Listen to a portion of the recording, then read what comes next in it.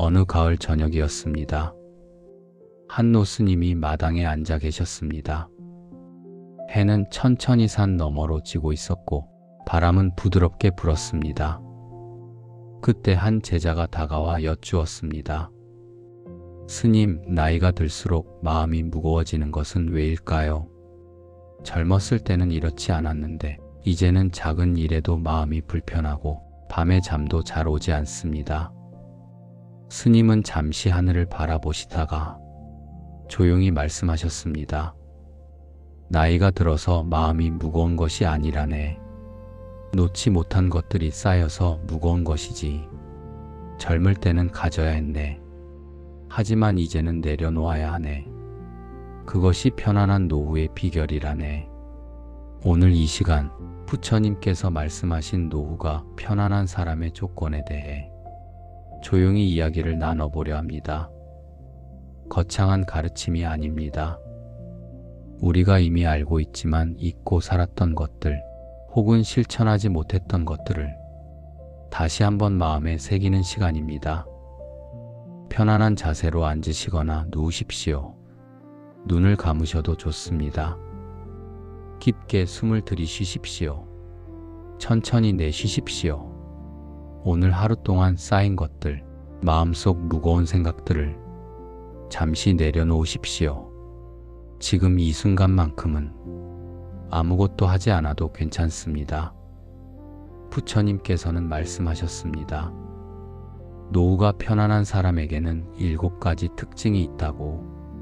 그것은 재산도 건강도 자식도 아니라고. 오직 마음가짐이라고.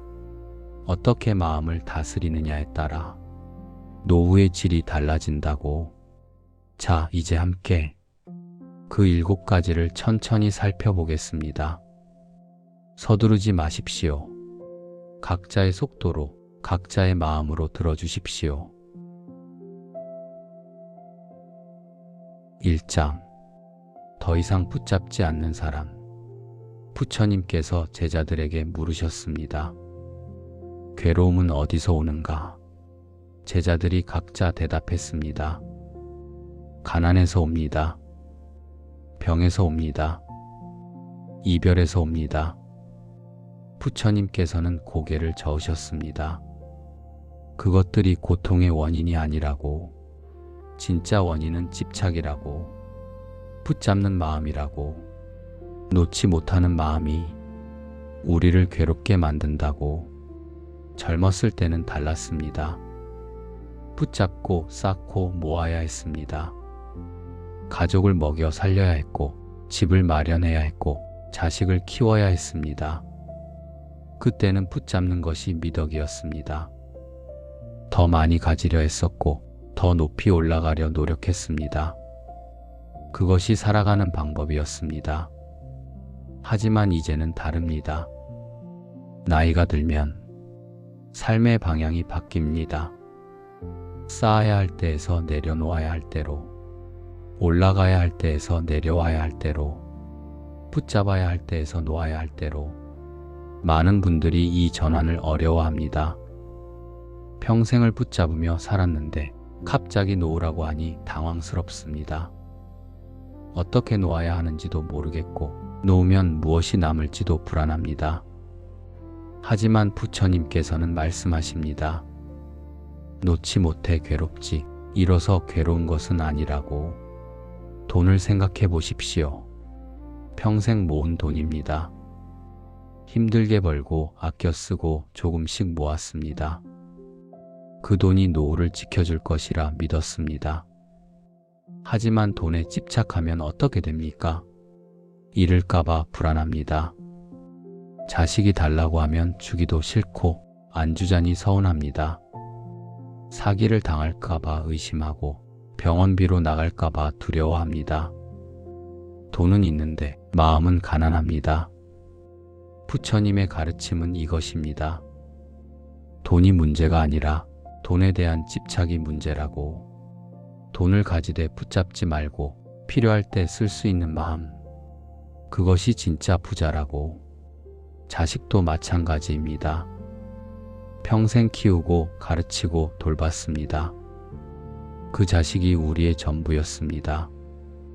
하지만 이제 자식들은 자신의 삶을 삽니다. 각자의 가정이 있고, 각자의 일이 있고, 각자의 고민이 있습니다. 그런데도 우리는 붙잡으려 합니다.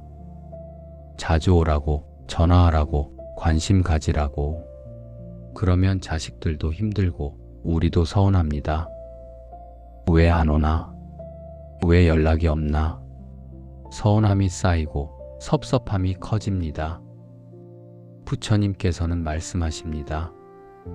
자식을 사랑하되 소유하지 말라고. 자식도 하나의 독립된 인연이라고. 만났다가 함께 시간을 보내고 이제는 각자의 길을 가는 것이라고. 그것을 받아들일 때 서운함이 사라진다고. 역할에 대한 집착도 내려놓아야 합니다. 젊었을 때는 누군가의 가장이었고, 누군가의 리더였고, 누군가의 선생이었습니다. 그 역할이 우리를 정의했습니다. 하지만 이제는 은퇴했고, 물러났고, 자리에서 내려왔습니다. 그런데도 옛 역할을 붙잡고 있으면 어떻게 됩니까? 자식에게 이래라 저래라 하고, 며느리한테 간섭하고, 세상 돌아가는 것에 불만을 가집니다. 왜 내 말을 안 듣나? 왜 나를 무시하나? 화가 나고 속이 상합니다. 부처님의 가르침은 명확합니다. 역할은 시간이 정해준 것이라고. 필요할 때 맡았다가 때가 되면 내려놓는 것이라고. 그것이 자연의 이치라고. 잠시 눈을 감고 생각해 보십시오. 지금 내가 붙잡고 있는 것이 무엇인가? 돈인가? 자식인가? 과거의 영광인가? 그것을 붙잡느라 얼마나 힘든가? 그것을 놓으면 정말 아무것도 남지 않을까? 부처님께서는 말씀하십니다. 손을 펴면 자유로워진다고. 주먹을 쥐고 있으면 손에 쥔 것밖에 없지만 손을 펴면 온 세상을 받을 수 있다고. 내려놓는다는 것은 포기가 아닙니다. 버리는 것도 아닙니다. 그저 더 이상 붙잡지 않는 것입니다. 있으면 있는 대로, 없으면 없는 대로 사는 것입니다. 왔다가 가는 것을 자연스럽게 받아들이는 것입니다. 어느 할머니가 이런 말씀을 하셨습니다. 젊었을 때는 모든 것을 움켜쥐려 했다고. 돈도 사람도 명예도. 하지만 나이가 들어보니 안다고. 아무리 꽉 잡아도 흘러가는 것은 막을 수 없다고. 그래서 이제는 가볍게 산다고. 손에 쥔 모래알처럼 꽉 쥐면 빠져나가지만 손바닥을 펴면 그냥 머물러 있다고. 오늘부터 하나씩 연습해 보십시오. 작은 것부터. 버스 좌석을 양보하는 것, 마지막 반찬을 남에게 권하는 것, 내 의견을 굳이 주장하지 않는 것. 이런 작은 내려놓음들이 쌓이면 큰 것도 놓을 수 있게 됩니다. 깊게 숨을 쉬십시오. 더 이상 붙잡지 않는 것. 그것이 노후 최고의 자산입니다. 2장. 기대하지 않는 사람. 부처님 당시 한 제자가 깊은 고민에 빠져 있었습니다. 제자는 아들을 키우며 많은 것을 희생했습니다. 좋은 교육을 시켰고 좋은 직업을 얻도록 도왔습니다. 이제 아들이 성공했으니 당연히 자신을 잘 모실 것이라 기대했습니다. 하지만 아들은 바빴습니다. 일에 치이고 자신의 가정에 바빴습니다. 아버지를 자주 찾지 않았습니다. 제자는 서운했습니다. 이렇게 키웠는데 이렇게밖에 못하나.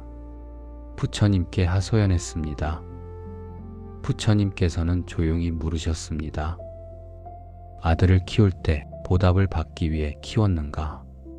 아니면 아들이기에 키웠는가? 제자는 대답할 수 없었습니다. 부처님께서 말씀하셨습니다. 기대가 고통을 만든다고. 사랑하되 기대하지 말라고. 베풀되 돌려받기를 바라지 말라고. 나이가 들면 기대가 많아집니다. 자식에게 기대합니다.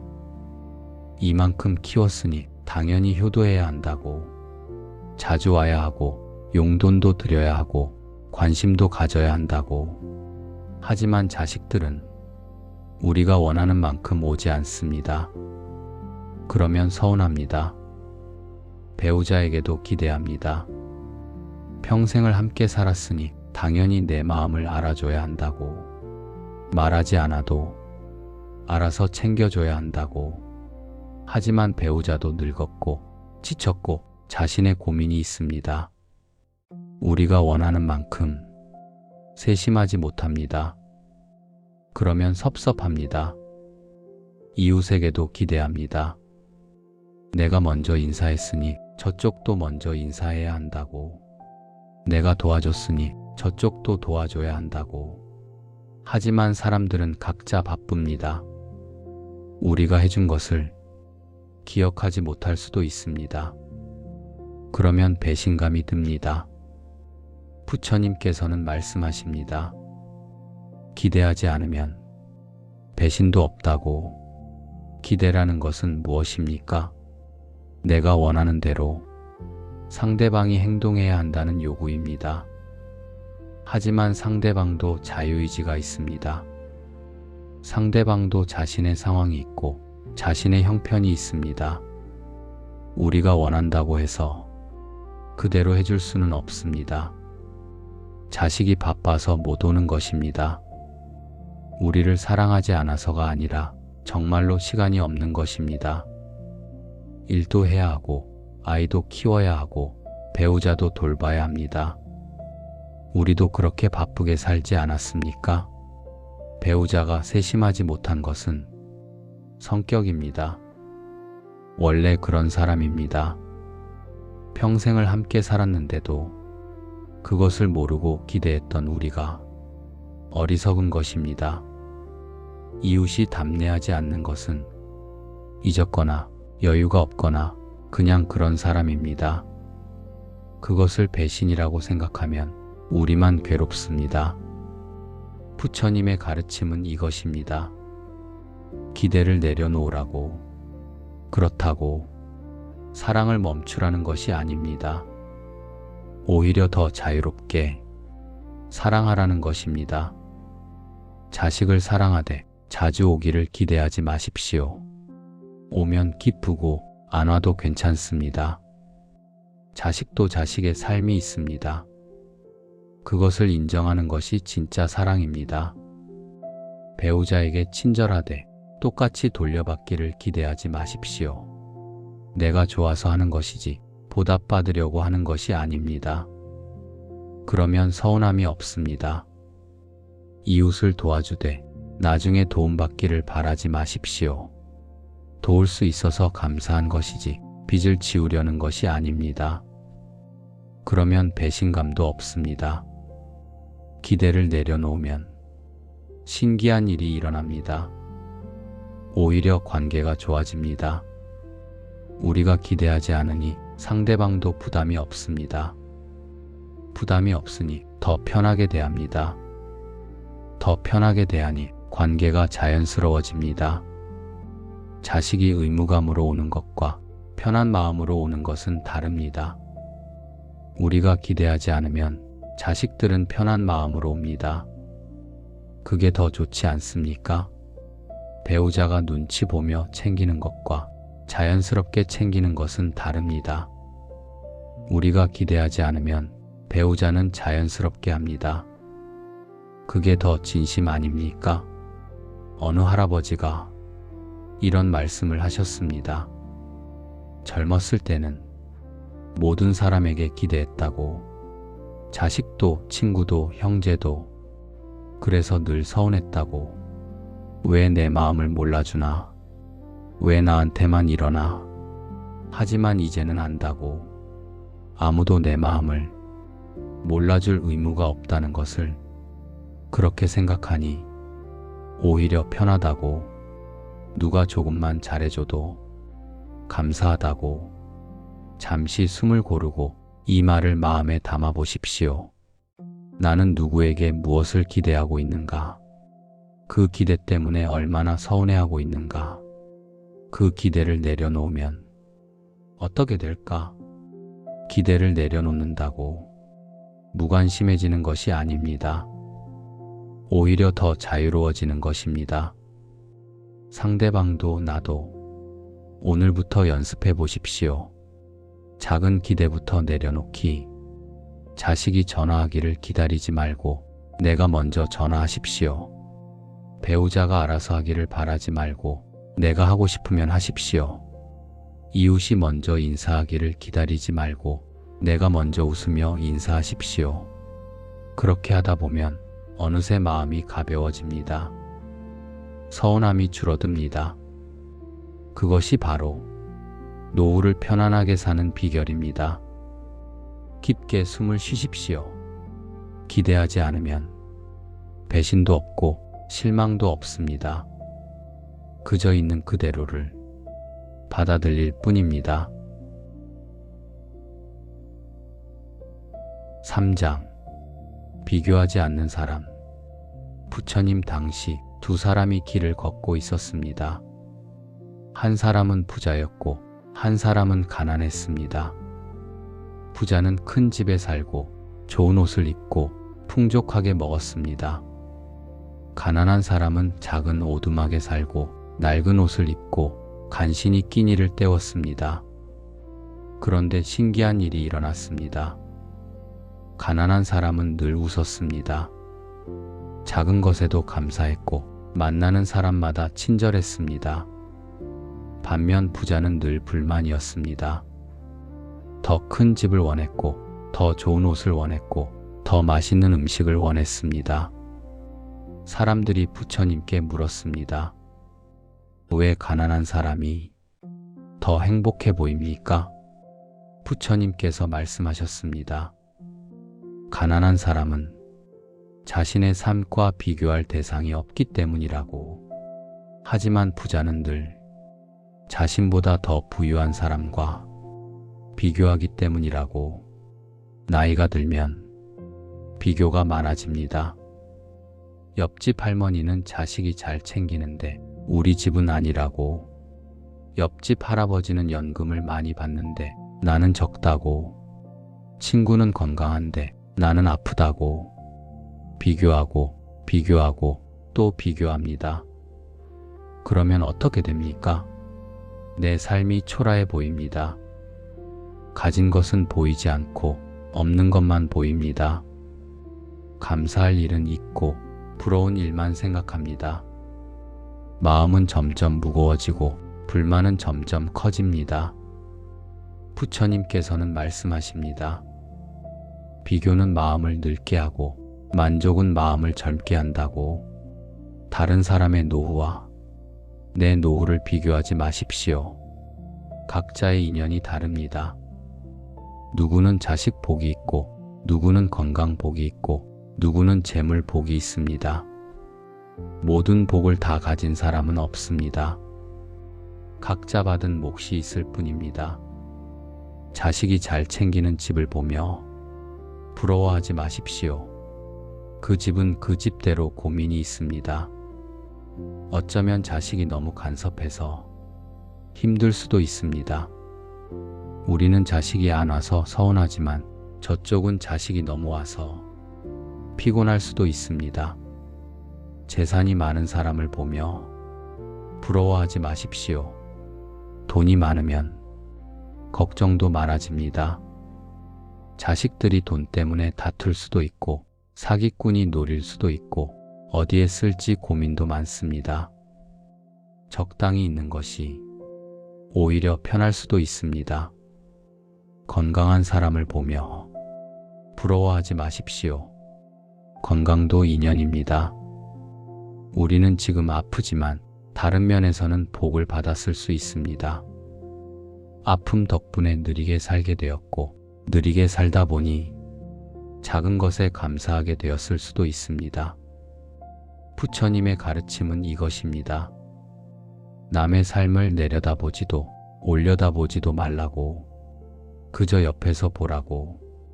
각자의 삶이 있을 뿐이라고. 비교하는 마음은 교묘합니다.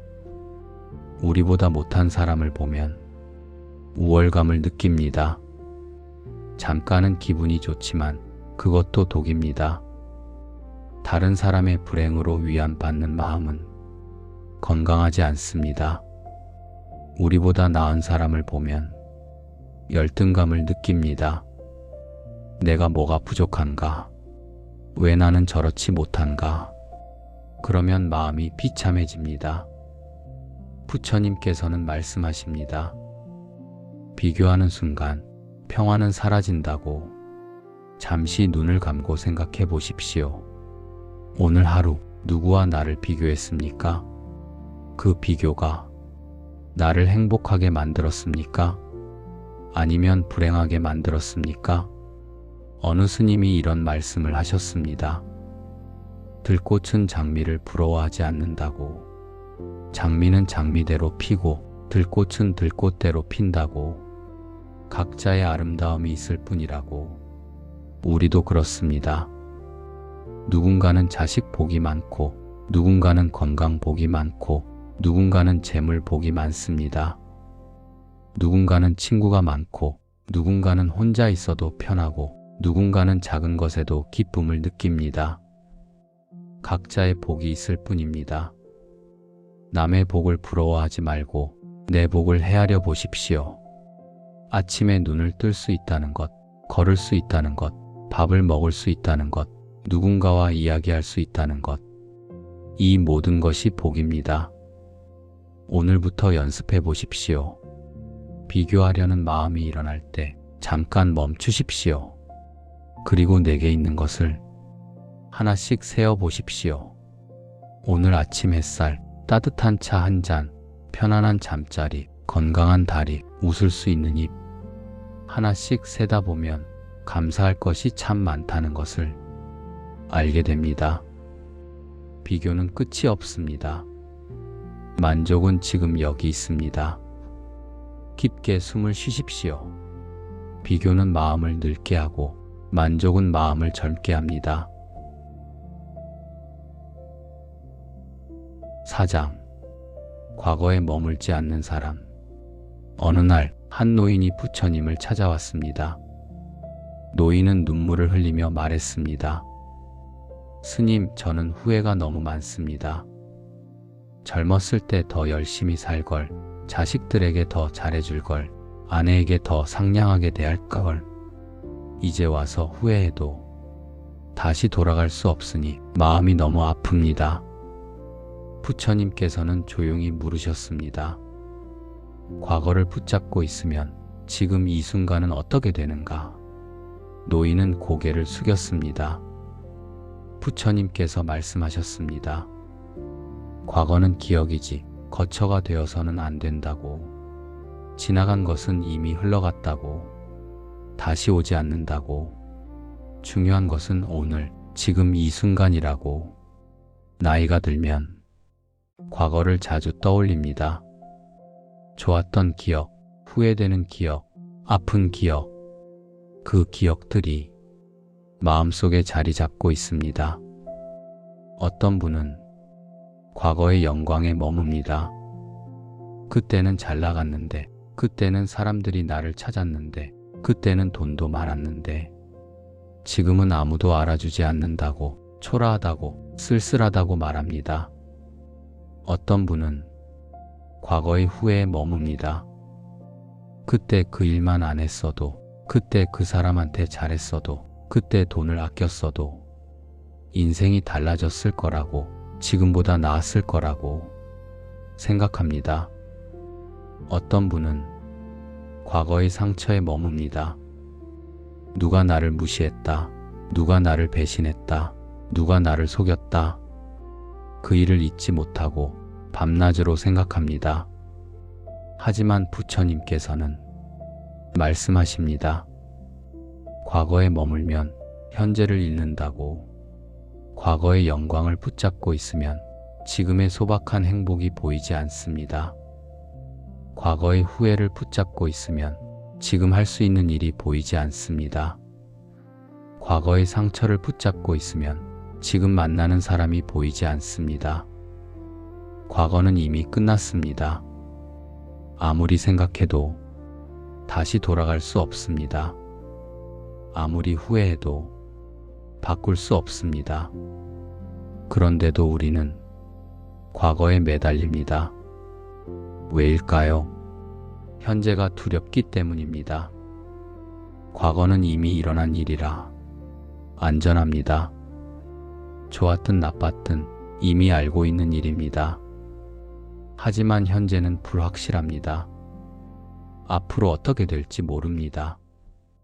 그래서 두렵습니다. 그 두려움을 피해 과거로 도망갑니다. 하지만 부처님께서는 말씀하십니다.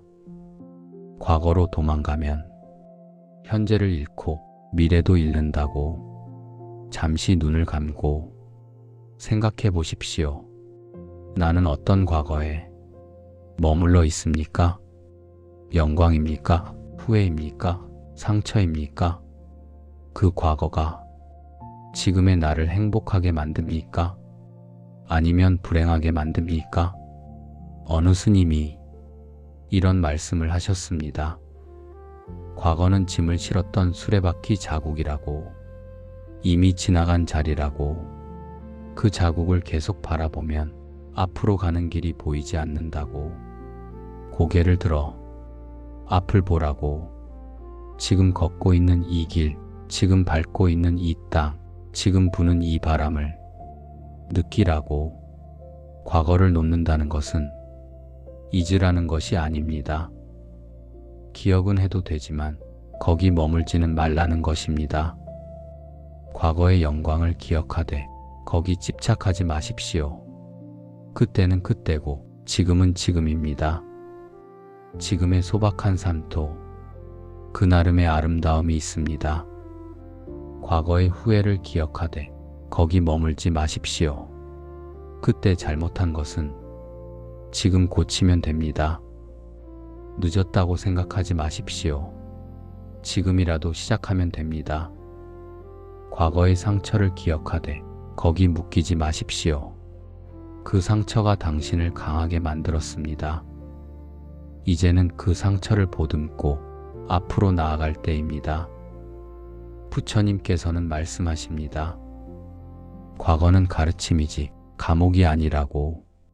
과거로부터 배우되 과거에 갇히지 말라고. 오늘 하루를 소중히 여기라고. 오늘 만나는 사람, 오늘 먹는 밥, 오늘 보는 하늘, 오늘 느끼는 바람. 이 모든 것이 다시 오지 않는 선물이라고. 오늘부터 연습해 보십시오. 과거가 떠오를 때 잠깐 멈추십시오. 그리고 지금으로 돌아오십시오. 지금 내 발은 어디에 있습니까? 지금 내 숨은 어떻게 쉬어지고 있습니까? 지금 내 주변에는 무엇이 있습니까? 과거는 흘러갔습니다. 미래는 아직 오지 않았습니다. 우리에게 있는 것은 오직 지금뿐입니다. 그 지금을 온전히 살아보십시오. 깊게 숨을 쉬십시오. 과거는 기억이지만 거처가 되어서는 안 됩니다. 5장. 말을 줄이고 마음을 살피는 사람. 부처님께서 어느 날 제자들에게 물으셨습니다. 말이 많으면 어떤 일이 일어나는가? 제자들이 대답했습니다. 실수가 많아집니다. 다툼이 생깁니다. 후회가 남습니다. 부처님께서 고개를 끄덕이셨습니다. 그래서 부처님께서는 정어를 가르치셨습니다. 바른 말, 필요한 말, 상처 주지 않는 말. 말을 많이 하는 것보다 적게 하되 바르게 하는 것이 더 중요하다고. 나이가 들면 말이 많아지기 쉽습니다. 혼자 있는 시간이 많으니 누군가를 만나면 말이 쏟아집니다. 젊었을 때의 이야기, 자식 이야기, 건강 이야기, 세상 돌아가는 이야기. 같은 이야기를 반복하기도 하고 불평과 원망이 섞이기도 합니다. 그러다 보면 어떻게 됩니까? 듣는 사람이 지칩니다. 자식들은 전화가 길어질까봐, 짧게 끊으려 합니다. 친구들은 만나기를 부담스러워 합니다. 말이 많아서 관계가 멀어집니다. 부처님께서는 말의 종류를 구분하셨습니다. 필요한 말이 있고 불필요한 말이 있습니다. 도움이 되는 말이 있고 해가 되는 말이 있습니다. 필요한 말은 적게 하되 정확하게, 불필요한 말은 아예 하지 않는 것이 지혜입니다. 불필요한 말에는 어떤 것이 있을까요? 뒷말이 있습니다. 없는 자리에서 다른 사람을 이야기하는 것입니다. 저 사람이 어떻더라, 그 집은 어떻더라, 들은 이야기를 또 전합니다. 그러면 어떻게 됩니까? 말이 꼬이고 오해가 생기고 관계가 틀어집니다. 원망의 말도 불필요합니다. 세상이 왜 이러나, 요즘 젊은이들은 버릇이 없다, 정치가 잘못되었다, 모든 것에 불만입니다. 그러면 어떻게 됩니까? 듣는 사람도 기분이 나빠지고 말하는 사람도 더 화가 납니다. 부정적인 말은 부정적인 마음을 만듭니다. 과거 이야기를 반복하는 것도 조심해야 합니다. 예전에는 이랬는데, 그때는 저랬는데, 같은 이야기를 또 합니다. 처음 듣는 사람에게는 좋지만 여러 번 듣는 사람은 지칩니다. 부처님께서는 말씀하십니다. 말을 이기면 세상을 이긴다고. 말을 줄이면 어떤 좋은 일이 생길까요? 먼저 실수가 줄어듭니다. 말이 많으면 실언을 하기 쉽습니다. 생각 없이 던진 말 한마디가 상대방에게 상처를 줍니다. 하지만 말을 줄이면 신중해집니다. 꼭 필요한 말만 조심스럽게 합니다. 다툼도 줄어듭니다. 말다툼은 말이 많을 때 생깁니다. 한마디 하면 한마디 받고 점점 격해집니다. 하지만 말을 줄이면 다툴 일도 줄어듭니다. 경청할 수 있게 됩니다. 내가 말을 적게 하면 상대방의 말을 들을 수 있습니다. 진짜로 들을 수 있습니다. 상대방이 무엇을 원하는지, 무엇이 힘든지 귀 기울여 들을 수 있습니다. 마음도 고요해집니다. 말이 많으면 마음도 시끄럽습니다. 하지만 침묵하면 마음도 고요해집니다. 고요한 마음에서 지혜가 생깁니다. 어느 노스님이 이런 말씀을 하셨습니다. 젊었을 때는 할 말이 많다고 생각했다고, 세상에 하고 싶은 말이 많았고 사람들에게 알려주고 싶은 것도 많았다고, 하지만 나이가 들수록 할 말이 줄어든다고, 아는 것이 많아질수록 말이 신중해진다고, 정말 중요한 것은 말로 다 할 수 없다는 것을 알게 된다고. 잠시 숨을 고르고 이 말을 마음에 담아 보십시오. 오늘 하루 나는 얼마나 많은 말을 했습니까? 그 말들이 필요한 말이었습니까? 아니면 불필요한 말이었습니까?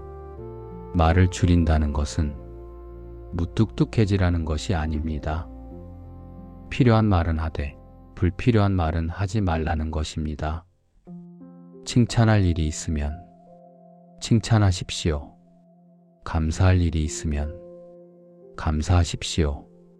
위로할 일이 있으면 위로하십시오. 하지만 뒷말, 원망의 말, 반복되는 과거 이야기는 줄이십시오. 오늘부터 연습해 보십시오. 말하기 전에 잠깐 생각해 보는 것입니다. 이 말이 꼭 필요한가? 이 말이 도움이 되는가? 이 말이 상처를 주지는 않는가? 그렇게 생각하고 나서 말하십시오. 말을 줄이면 관계가 좋아집니다.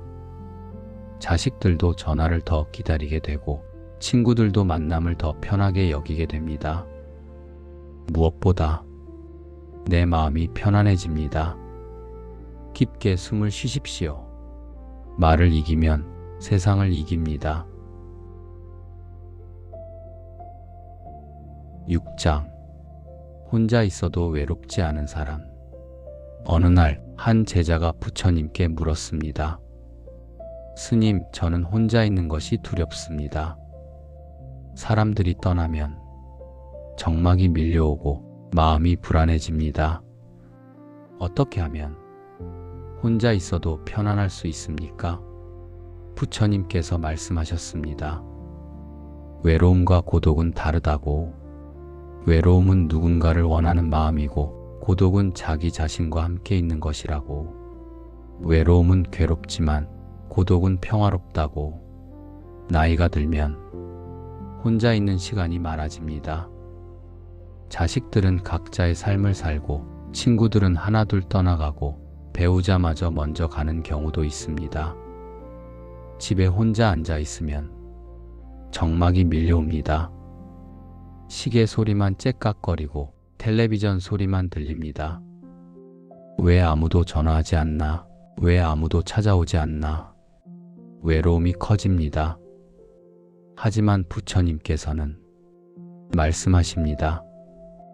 혼자 있는 것과 외로운 것은 다르다고. 사람들에 둘러싸여 있어도 외로울 수 있고 혼자 있어도 외롭지 않을 수 있다고. 외로움은 밖에서 오는 것이 아니라 안에서 오는 것이라고. 누군가를 원하는 마음, 채워지지 않는 마음, 인정받고 싶은 마음, 그 마음이 외로움을 만든다고. 하지만 자기 자신과 편안히 있을 수 있다면 혼자 있어도 외롭지 않다고. 혼자 있는 시간을 두려워하지 마십시오. 그 시간은 자신과 만나는 시간입니다. 평생 바쁘게 살았습니다. 가족을 돌보느라, 일을 하느라, 세상을 살아가느라 정신없이 살았습니다. 정작 나 자신과는 제대로 만나지 못했습니다.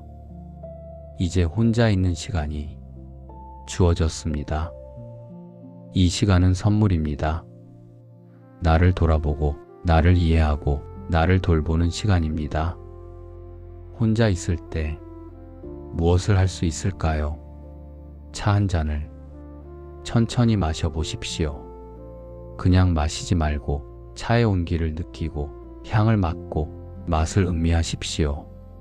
그 순간 당신은 차와 함께 있습니다. 외롭지 않습니다. 산책을 나가보십시오.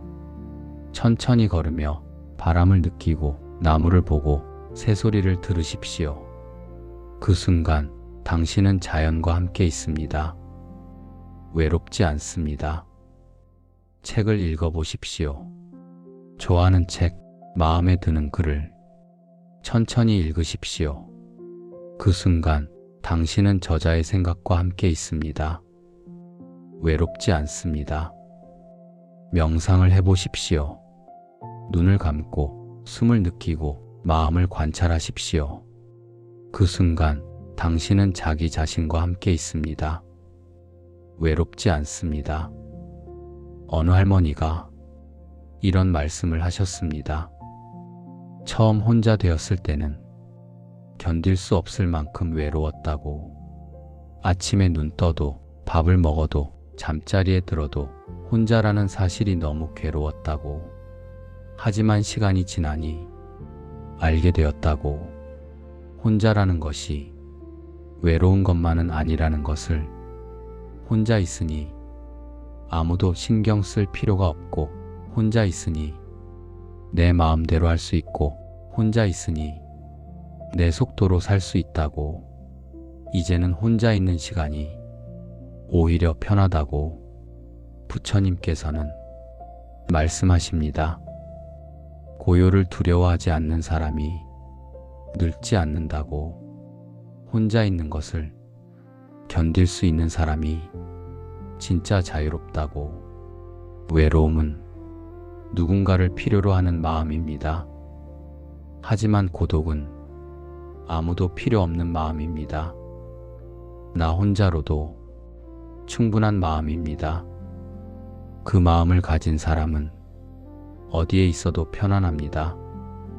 사람들 속에 있어도 편안하고 혼자 있어도 편안합니다. 잠시 눈을 감고 생각해 보십시오. 나는 혼자 있는 것을 두려워하고 있습니까?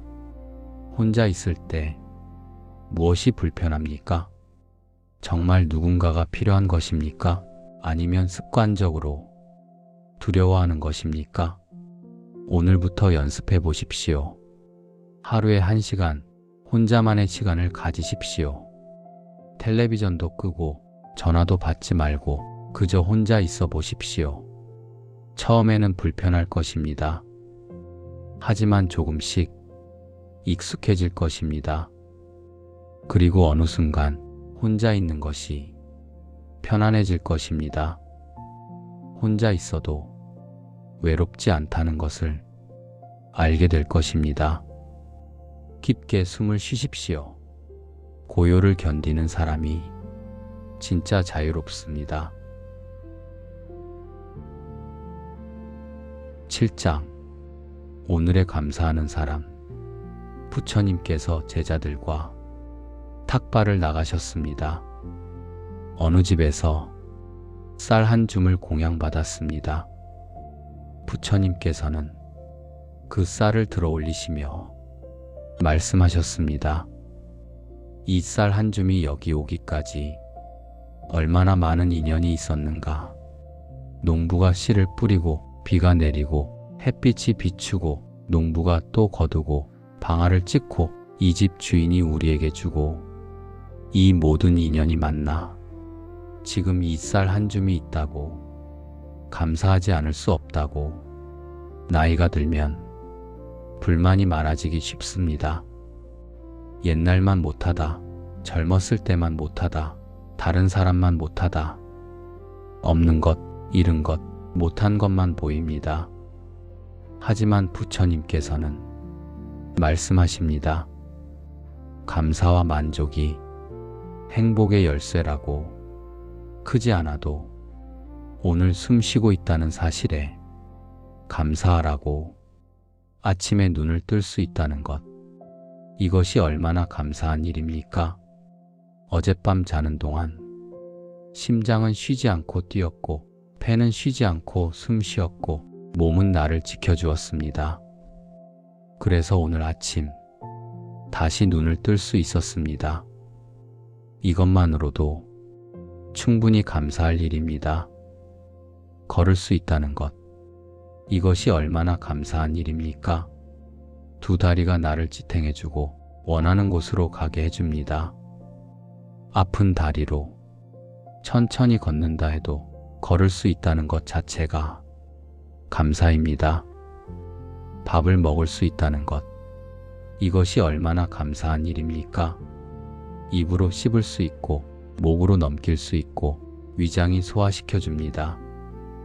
맛있든 맛없든 먹을 수 있다는 것 자체가 감사입니다.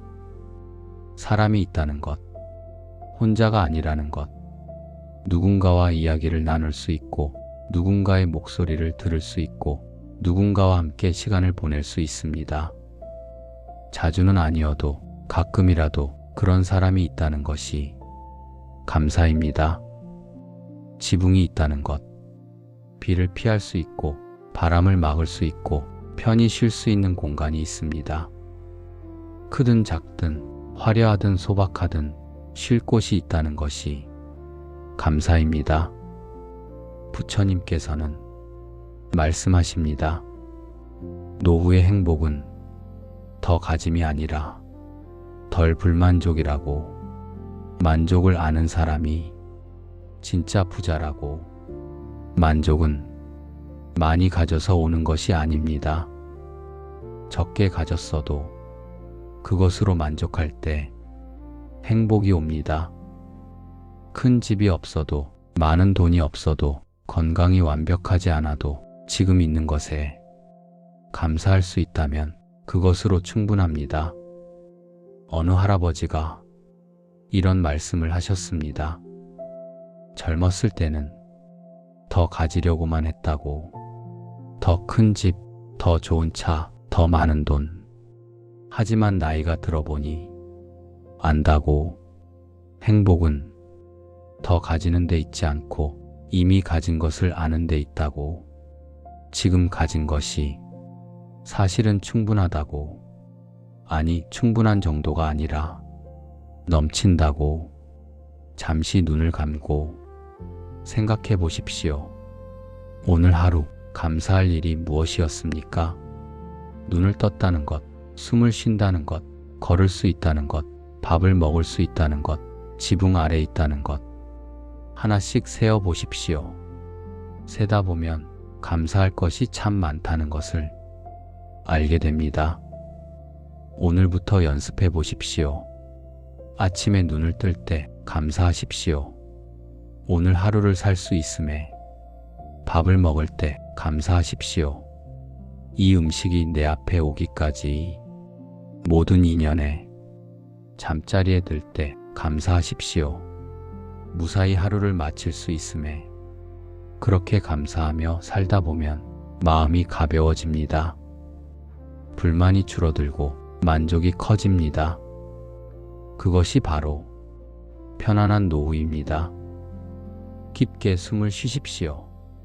이미 충분하다는 것을 아는 순간 노후는 편안해집니다. 해가 완전히 졌습니다. 산사에는 저녁 예불 소리가 들립니다. 목탁 소리가 고요히 퍼집니다. 오늘 함께 나눈 이야기 7가지 조건을 다시 한번 떠올려 봅니다.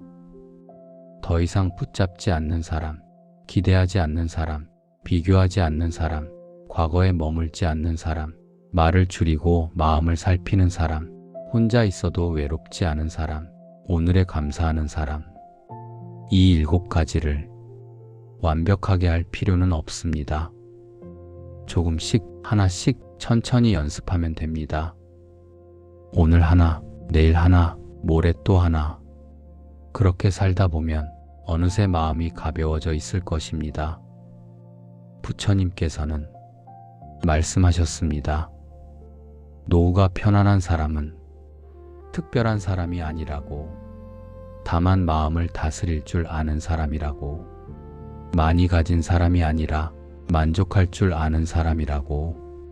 당신은 이미 충분히 잘 살아왔습니다. 힘들 때도 있었고, 기쁠 때도 있었고, 후회도 있었고, 감사도 있었습니다. 그 모든 것이 지금의 당신을 만들었습니다. 이제는 그 모든 것을 내려놓아도 됩니다. 무거운 것은 내려놓고 가벼운 마음으로 남은 길을 가십시오. 붙잡지 말고, 기대하지 말고, 비교하지 말고, 과거에 머물지 말고, 말을 줄이고, 혼자를 즐기고, 오늘에 감사하십시오. 그것이 바로 편안한 노후입니다. 이제 깊게 숨을 쉬십시오. 천천히 들이쉬고, 천천히 내쉬십시오. 당신은 괜찮습니다. 이미 충분합니다. 오늘 밤 편히 쉬십시오. 내일 아침 다시 눈을 뜰 때 오늘 하루를 살 수 있음에 감사하십시오. 그것으로 충분합니다. 부처님의 자비가 항상 당신과 함께하기를 바랍니다. 고맙습니다.